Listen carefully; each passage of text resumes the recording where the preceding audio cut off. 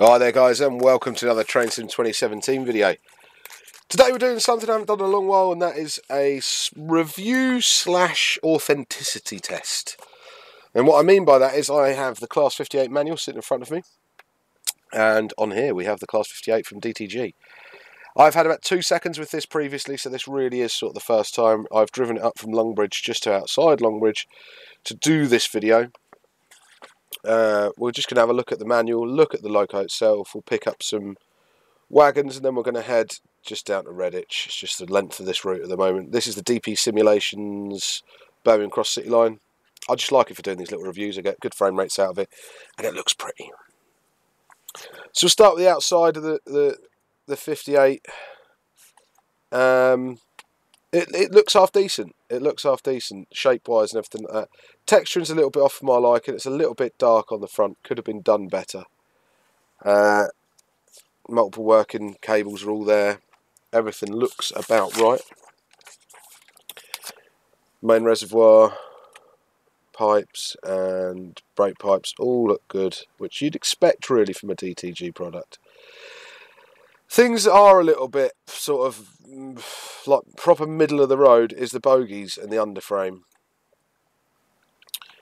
There's just not a lot to it. Texturing's quite poor. There's no real detail for the fire bottles or anything like that. None of the gauges that should be sitting around there. All of that jazz. I mean, if I look at here, if I look on here at the side elevation views of this. So, from what I can work out, as we are now looking at the... Doesn't tell me what side we're looking at. Don't know.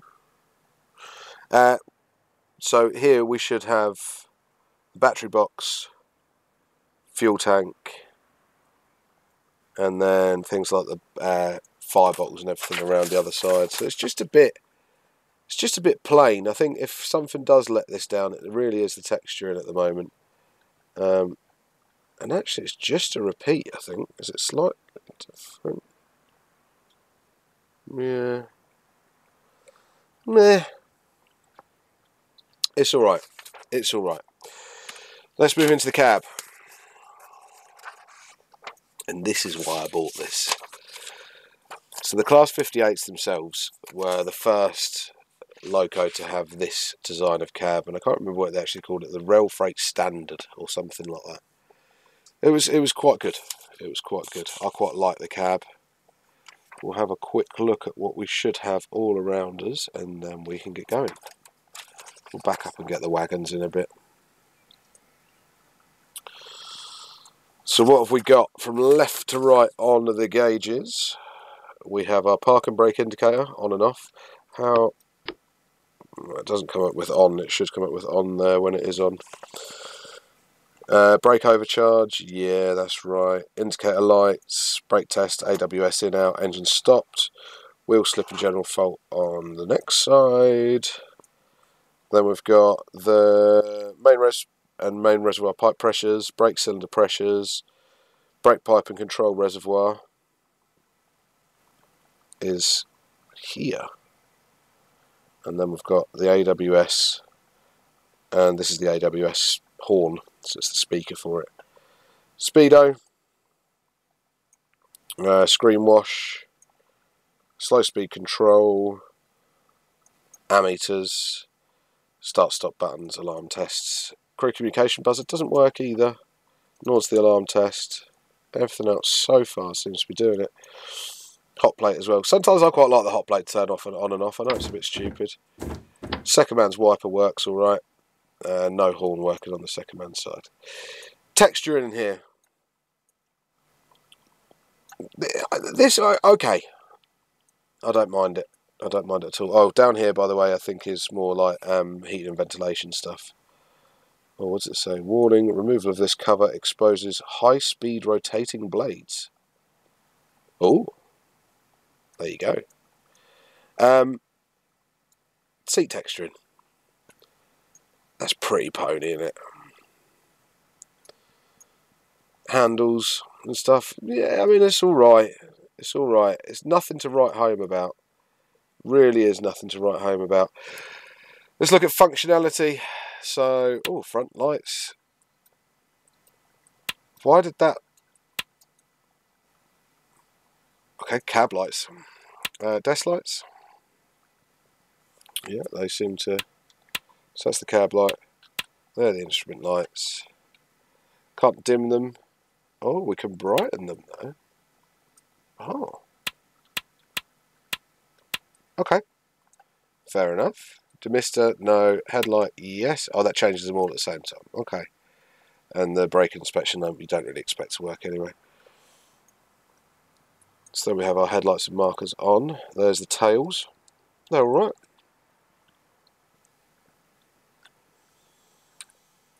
Should we get started? Let's get started. Should we have a look? Should we have a look and go through the manual to start it? I haven't actually looked through it. It's a power control pedestal and things like that. Let's just start it up. Shall we? Let's just start it up. Right then, so in theory I should press this engine start button until the engine stop light goes out.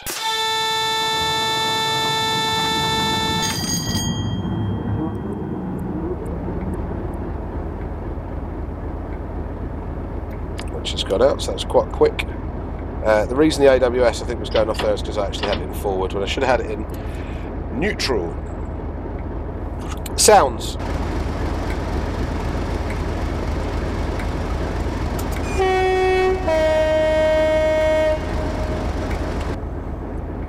Not brilliant. So round up the cab and the exterior view, not brilliant, and cab, alright.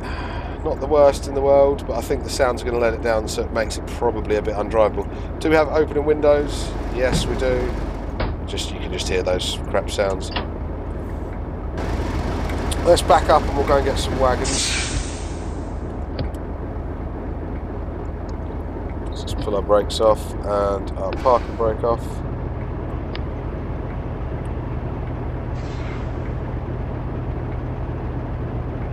That wasn't too bad, the brake noises are alright. I'll be honest with you, I couldn't really tell you what a 58 sounds like so much. It's been a long time since we've had one on the national network, and it's been a long while since I saw one in real life. One thing that has already irritated me about this is this.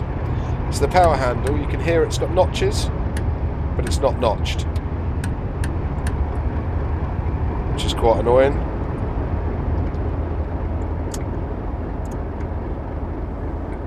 Kill start button.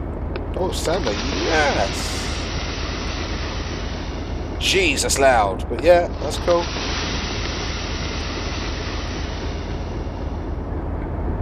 Is that Sander in real life? It is the Sander button in real life.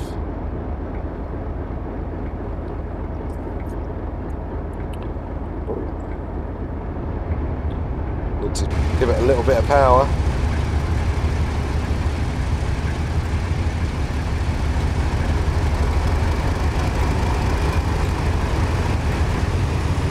This is up to full power.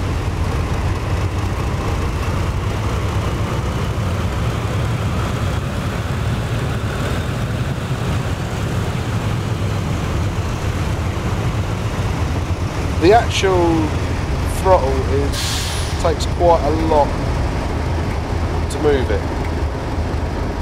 It's like once you've throttled right up, it's pretty hard to get it back down in time. Or just shut the engine down, don't need to do that.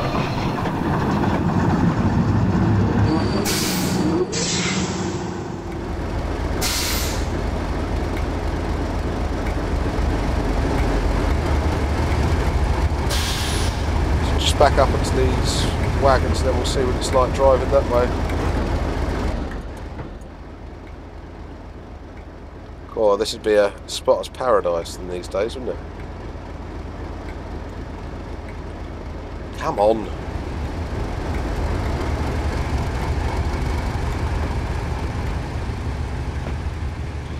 I won't lie, I was actually really excited about getting this. Those of you that follow the Facebook page knew it was what I was after in the Steam sale. What are you up to?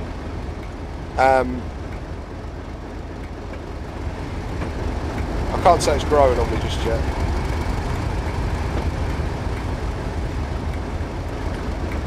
We'll take it for this little drive and then we'll see how we get on.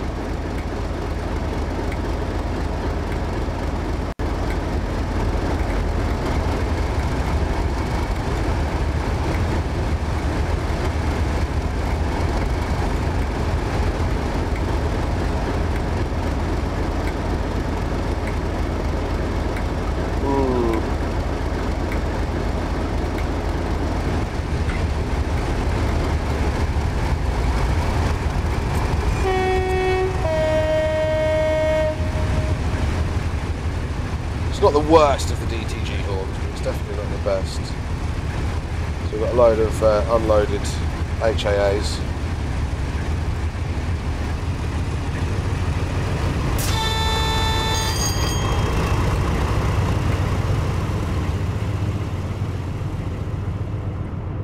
What? Doing 900 amps, are we?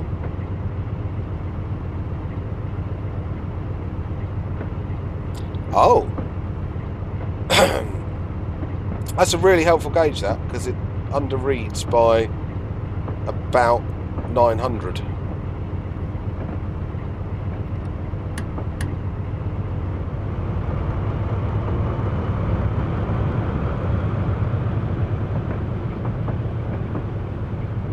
Yep. It's underreading by about 900. We'll stick that in the defect book. Have we got one? No, it's usually actually kept the other side of this on these, I think. Other side of the control pedestal.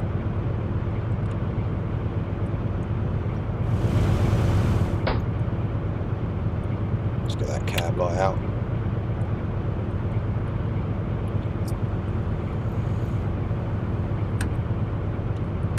Well, I mean, so far it's not massively unpleasant to drive.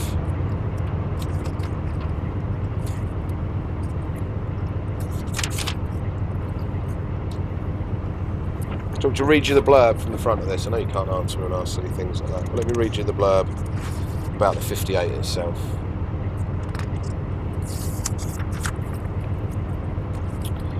So, the Class 58 freight locomotive retains the basic specification and power equipment of the Class 56, but it's been designed to give greater economy in construction and ease of maintenance. Basically what that means is it was cheaper and they could try and flog it abroad. The driving compartment has been completely redesigned to afford greater comfort and safety to the driver, and it is in fact a module bolted to the underframe of the locomotive with all air, electrical, coolant for heating connections and flexible form for easy coupling. This will enable maintenance depots to change driving compartment module if an accident damage is sustained, and thus return the locomotive to traffic in the shortest possible time. So it's a bit like sod you guys.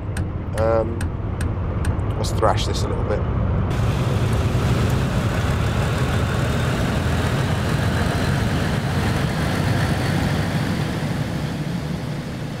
Particle effects aren't the worst I've seen. They're definitely not the best. The diesel engine is contained within a hood, and for maintenance purposes is only accessible through side doors or roof hatches, there being no traditional engine room through which a person can pass from end of the locomotive to the other. Drivers are not required to examine the engine or its auxiliaries during their preparation, disposal or fault-finding duties, and must not at any time attempt to walk along the foot plating which runs along both sides of the locomotive. So what that means is this bit here and that bit there. A clean air compartment is provided at the number 2 end, accessible from the cross corridor immediately behind the driving compartment, and the necessary fault lights, indicators, switches, isolating cocks, etc. are mostly located in this area. So that would be at this end and in here.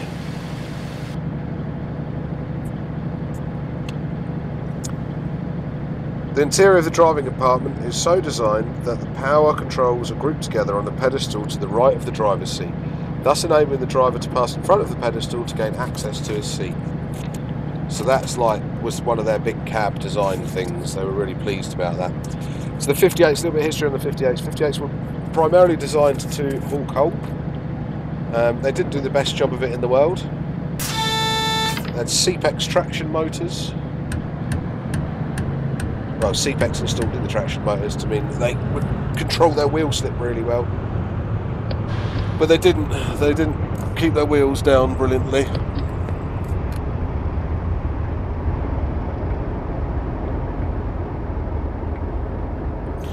They were also sort of part of the British Rail Board's great design to sell. So they were hoping to get orders for these to take abroad.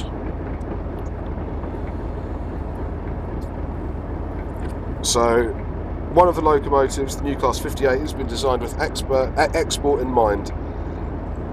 British Rail has more than 2,000 mainline diesel locomotives in service. Nearly all were built between This is old information, by the way, and I shouldn't have stopped there. I wasn't paying attention because I was reading.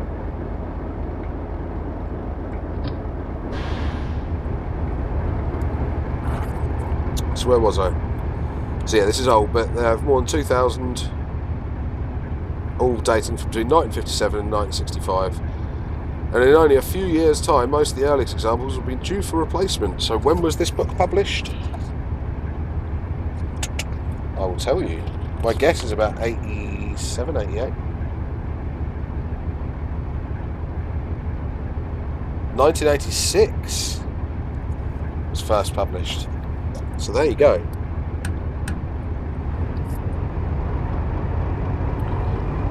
So even then, 30 years ago, because it's the year I was born, so 31 years ago, they were going to be nearly due for replacement. We've still got 37s kicking about the network now. Major electrification proposed for British Rail main traffic routes would take until the year 2000 to complete and would still leave around 30% of freight traffic to be worked with diesel traction, and diesels will be required while the electrification work is in progress.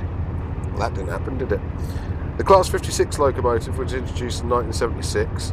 This freight-only unit of 3,250 horsepower came into being as a result of the 1973 oil crisis, when the country's energy policy changed overnight.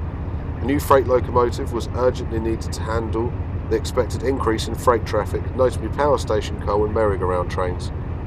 With resources of both Brell and Brush, the main contractors, stretched in other directions, the first 30 locomotives were built in Romania using 80% of British components.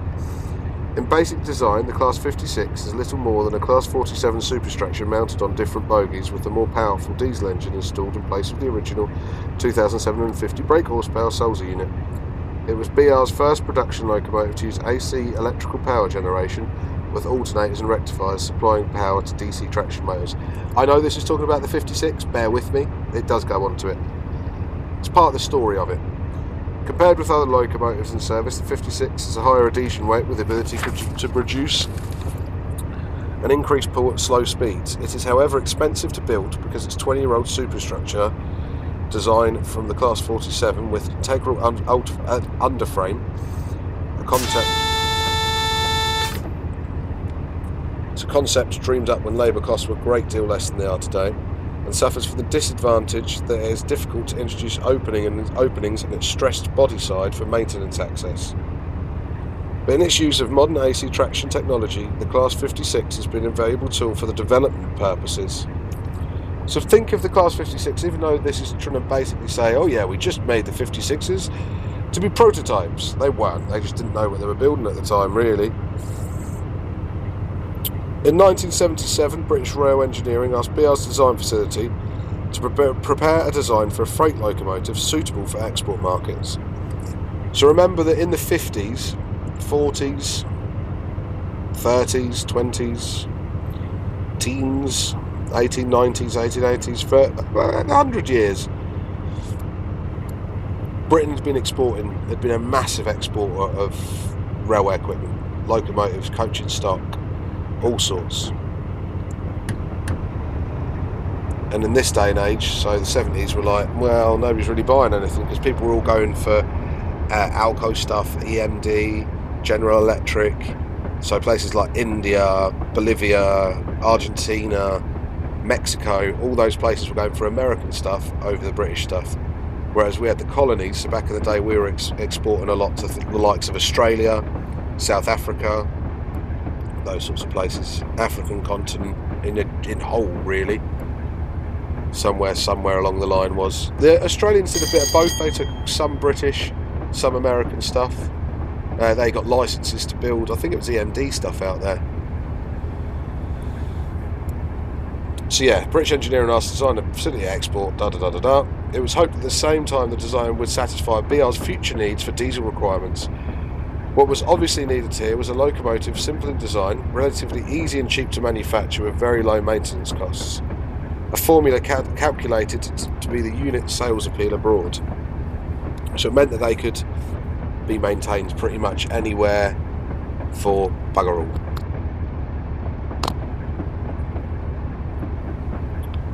The result was the Class 58. In appearance, the locomotive has a transatlantic look, with the hood or bonnet running the length of the unit between the cabs. In principle, the locomotive is very much simpler than the 56. Integral construction and uses two very deep girders running from buffer beam to buffer beam, supporting bonnet and cabs. The girders alone taking all the stress. The tops of the girders themselves form platforms for maintenance staff, and the bonnet principle has its advantage that components do not have to enter and leave the locomotive by way of driving cabs. The power equipment is designed to be brought in as a major assembly. The radiators, engine and alternator control cubicle and brake equipment can be assembled and tested outside the locomotive. Driving cabs are bolted on and are made up as a box with internal stiffening to resist collision damage, which in the event the cabs can be replaced with another very quickly. The way they keep talking about this is, it shows they didn't really value drivers too much, did they? Entering the driving compartment from the rear, which produces a draft-free cab and helps to limit much of the engine noise. The interior of the driving compartment is ergonomically designed with a new form of power control mounted on a pedestal fixed to the floor alongside the driver's seat. As in other aspects of the locomotive design, Director of Industrial Design influenced the final cab layout, which is probably unequalled in its use of space for driver comfort. Class 56 uses a V-form 16-cylinder engine with two turbochargers. The Class 58 is to employ a similar GEC Ruston power unit, but with only 12 cylinders and a single turbocharger, with the exhaust silencer bolted to the engine. This simple design change gives improved access to the engine because the roof panels, which carry this item in older locomotives, can be lighter and therefore easier to remove manually. So that means you could remove it without it being, Jesus, we're on a fair gradient. That's it, a little bit of bucking. It means that they wouldn't need a crane, basically, is what it's saying, or a big workshop to do any of the work. Other measures to improve reliability and reduce maintenance include the use of traction motor cooling fans, no brush gear, and the electric motors used to drive the compressors on a Class 56 have been replaced, oh, now I'm going too slow, by shaft and belt drive from the free end of the engine. A bit like Hornby. I wonder if that's where they got their idea from. The shaft also drives the oil pump supplying the hydraulic radiator fan motors. An interesting innovation of the new look is the braking system, similar to a Class 56, but with a brake controller arranged like a tiny joystick, giving gradual application and release. Slow speed controls fitted to the for MGR working. That is on here. We'll test that out actually in a minute. Actually no.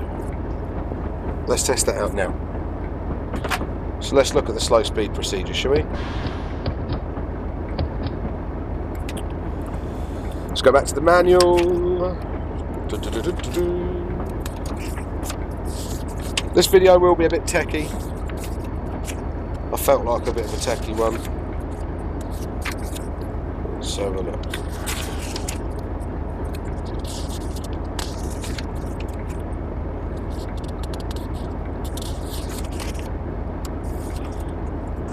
It's quite a complex manual, this. I'm quite impressed by it.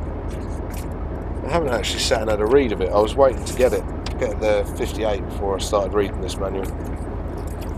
But it's really in depth. I think because it was such a drastically new locomotive, really, that the manuals are really in depth.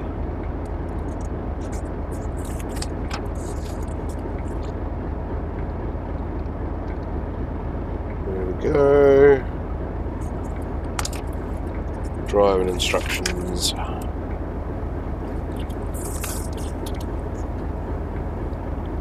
Right, to operate the slow speed equipment. With the engine running and the master switch in engine only, which should be there. Move the slow speed selector switch to the required position. Let's go for...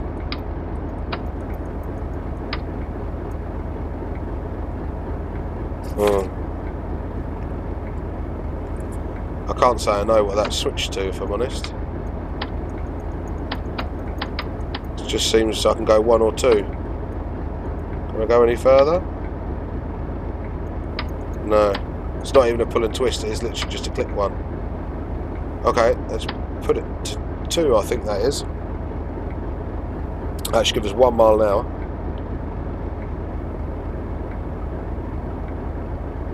Move the slow speed switch on the power controller to slow speed.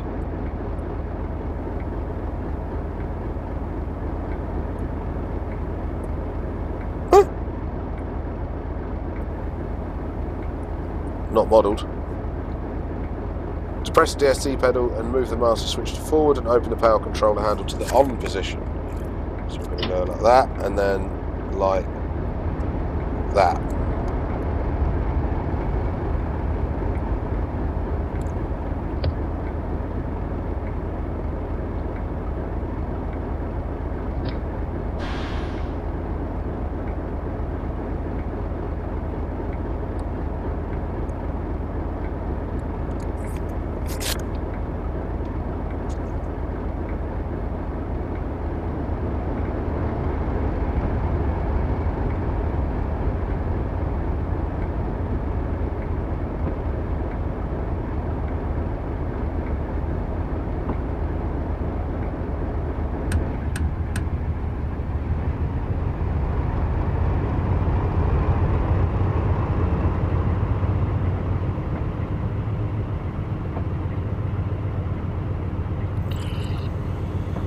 Right, okay.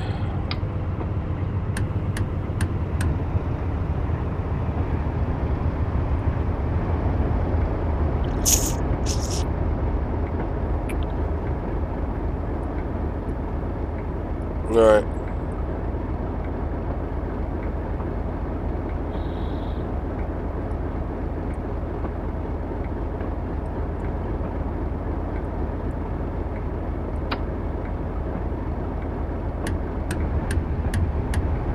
Just rag the pants off and see what happens now. Oh yeah. Let's go in now.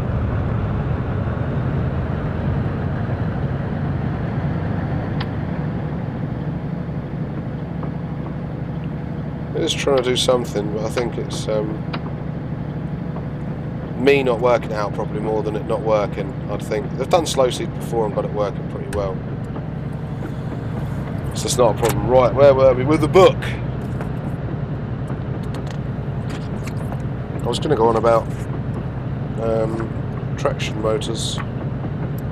Pretty sure I was.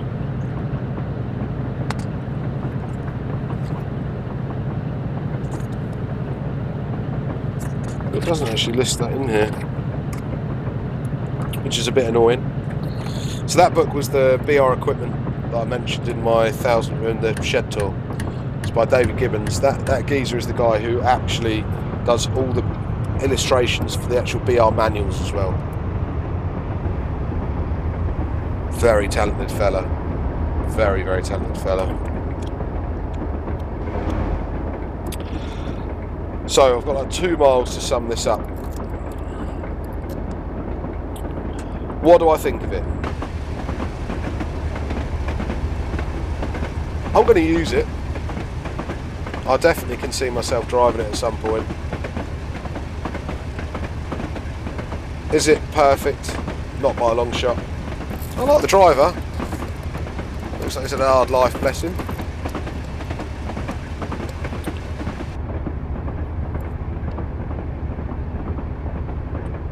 There's potential here. Now I know they started up the 58 that's in preservation not that long ago. In fact, really quite recently, if I remember rightly. You know what I'm going to say. An AP enhancement pack on this bad boy would be amazing. The basics are all there. The basics really are all there. It just needs somebody to come and sort of finish it all off. It's a bit like a usual DTG thing. Chuck something out. I don't know why that AWS in out light is red as well. It might be because I haven't got the DSD on. Is it? So, in theory, if I... No.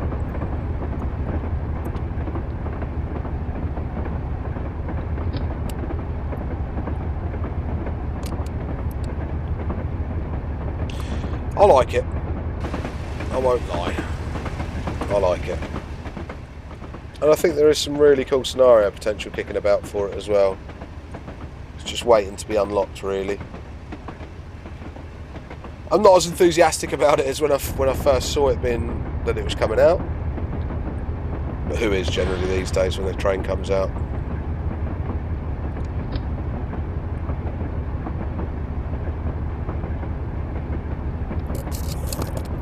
And if I remember rightly, I think this was released not long before or after that awful 150. I'd have to look through the credits to see if it's the same. Like, it's a few of the same hallmarks. Like, whoever did the cabs is all right, bar that seat. That's pretty shocking. The way they've sort of got the lighting feels about right in the cab. The orange feels about right. Just Trains can take a bit of a hint from that.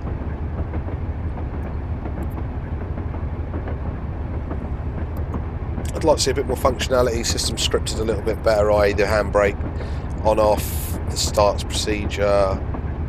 Something needs to be done with that. No idea what that ammeter's about. Weird bleeding going on over here.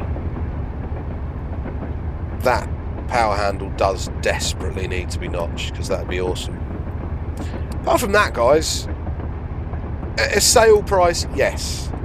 I think this was at the steeper end of the sale price. I think this was a $5.99er.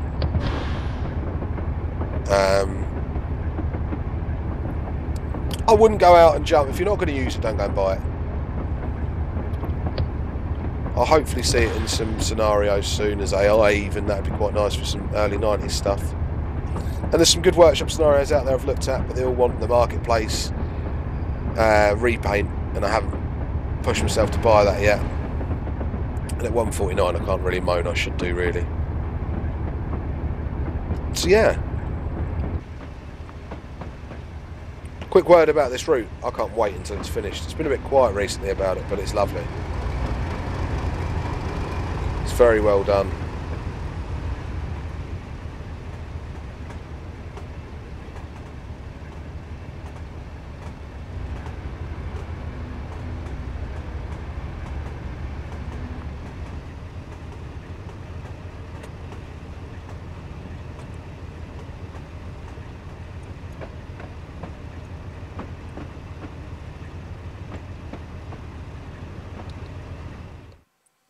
Sorry, I quite like that view. From a screenshot, I was going to give it a different one, but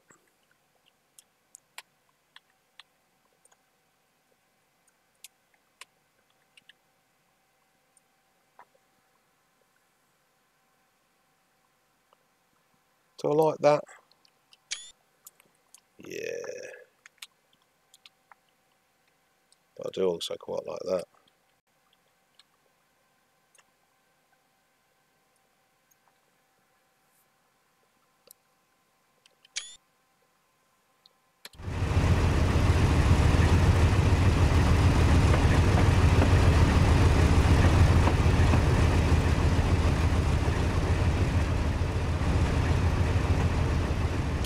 As you can probably tell from the review, yeah, I'm not massively excited about it. I'm pleased I've got it. Will I use it? Yes, I'll use it. Am I going to jump for joy about it? No. Do I recommend you go out and buy it?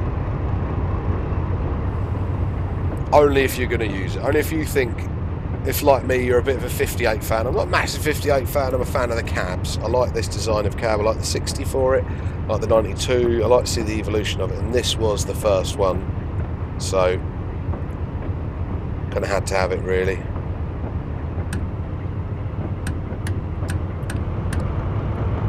Love to see it with an AP enhancement pack, like I've said. And I'd love to run up to 80 mile an hour. I always forget the 58s could do a fair turn of speed.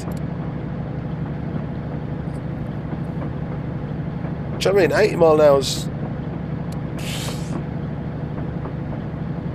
I still think somewhere these things will have a use.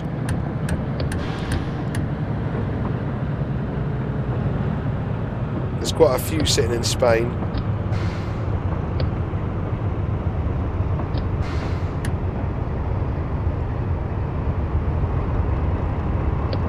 I'm not going to stop properly in Redditch. It's a bit of a heavy train to be pulling around. Alright then guys, I hope you've enjoyed this one. It shouldn't be as long as the others. I'm guessing it's not very long at all actually. We had a quick look through it and I hope you enjoy it. Catch you soon.